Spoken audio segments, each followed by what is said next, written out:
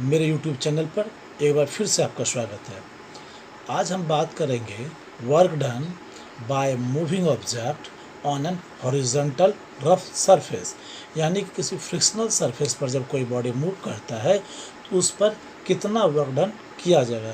क्योंकि जैसे ही कोई बॉडी दूसरे पर मूव करता है, स्वाभाविक तौर पर वहाँ एक फ्रिक्शनल फोर्स होगा जो उसको अपोज करेगा, मोशन को रोकेगा, और उस अपोजिंग फोर्स को हटाने के लिए हमको कुछ ना कुछ वर्क डन करना पड़ेगा। 9th क्लास में भी हमने वर्क डन का फार्मूला निकाला था, तो वहाँ निकाला था W=Fs। यहाँ फोर्स इंटू डिस्प्लेसमेंट दिया था।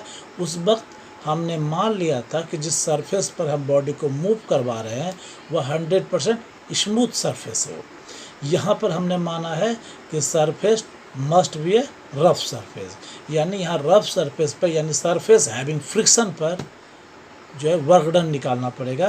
कितना वर्क डन करना पड़ेगा ताकि इतना फोर्स हो कि वह मूव करना शुरू कर दे। मूविंग को स्टार्ट करने के लिए जितना मिनिमम वर्क डन करना पड़ता है, दैट इज़ उतना ही वर्क डन फ्रिक्शन अपोजिट में वर्क कर रहा है जो मोशन को रोकने के लिए, तभी दोनों बराबर होगा। उसके बाद एक्स्ट्रा फोर्स लगाएंगे तो बॉडी मूव कर जाएगा।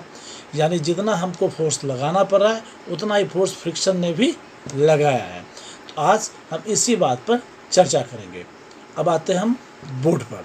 कोई स्मूथ सरफेस है, इस पर कोई ऑब्जेक्ट रखा हुआ है जिसका मास mg है।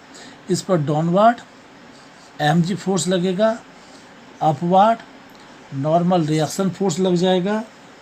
इस डायरेक्शन में हम फॉरवर्ड फोर्स F लगा देंगे तो इसके अगेंस्ट में इस डायरेक्शन में F फ्रिक्शनल फोर्स अप्लाइड होगा।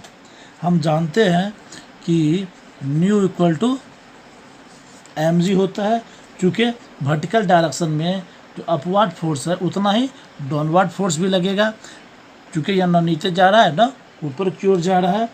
लेकिन चूँकि बॉडी ट्रैक पर मूव कर रहा है, इस ट्रैक पर मूव करने की स्थिति में है दैट मीन्स कि जो एटलीस्ट मिनिमम फोर्स अप्लाइड होगा, the minimum force F must be equal to the frictional force, that is F, frictional force minimum frictional force के बराबर होगा। and we know that W equal to F S, यह dot product होगा। चूँकि horizontal direction में है तो angle 0 लेते हैं हम लोग, तो एफ एस जो कॉस थीटा होता है यहाँ हम लोग लिख देंगे direct F S, cos theta का वैल्यू 0 लेंगे। और हम अभी पहले ही प्रूव किए थे कि frictional force coefficient of friction mu equal to F by nu, यह पढ़े थे। That means F equal to mu into nu, यह हो जाएगा इक्वेशन।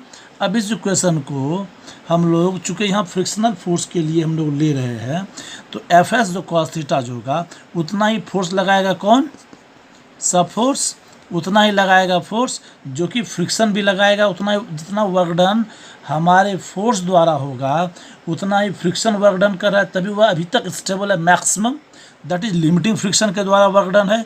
यानी W बराबर जो हम लोग लिखे एफ एस इक्वल टू हो जाएगा एफ एस, ठीक है। That is small F is the frictional force and capital F is the applied force by the man. यानी जितना हम फोर्स लगा रहे हैं उतना ही फ्रिक्शनल फोर्स जब लगा रहा है बराबर में, तो मिनिमम हम बताए थे कि मिनिमम इतना फोर्स लगाना चाहिए। तो इसके बाद जरा सा फोर्स लगाएंगे तो बॉडी मूव कर जाएगा। यानी कि वर्क डन जो फ्रिक्शनल फोर्स लगा रहा है उससे ज़्यादा वर्क डन कर जाएंगे। तो यहाँ हम लोग इसलिए लिखते हैं W बराबर एफ एस, एफ का वैल्यू हम लोग क्या भरेंगे, म्यू एंड न्यू एस, और न्यू बराबर क्या हो जाएगा mg, that is mu mg into एस। W बराबर म्यू mg s, इसका मतलब होता है कि जो equation of work done by the frictional force on a body which is on horizontal surface वह हो जाएगा W equal to mu mg into S. तो इस इक्वेशन से आपको पता चल रहा है कि जो वर्क डन होगा फ्रिक्शनल फोर्स द्वारा वह किन किन चीज़ों पर डिपेंड करता है। सबसे पहला चीज़ पर डिपेंड करता है nature of material, that is mu. Mu अलग अलग मैटर का अलग अलग तरह का होगा, अलग अलग मैटर के नेचर के अनुसार म्यू का वैल्यू बदल जाता है। तो सबसे पहले डिपेंड करता हुआ म्यू पर। दूसरा डिपेंड करता है मास ऑफ द ऑब्जेक्ट, जितना ज़्यादा मास होगा फ्रिक्शनल फोर्स के द्वारा वर्क डन उतना ज़्यादा होगा, यानी उतना ज़्यादा वर्क डन हमें करना पड़ेगा फ्रिक्शनल फोर्स द्वारा किए गए वर्क डन को ओवरकम करने के लिए। तीसरा डिपेंड करता है डिस्प्लेसमेंट पर, जितना ज़्यादा डिस्प्लेसमेंट करना होगा, चूँकि डिपेंड करता है म्यू mg इंटू एस।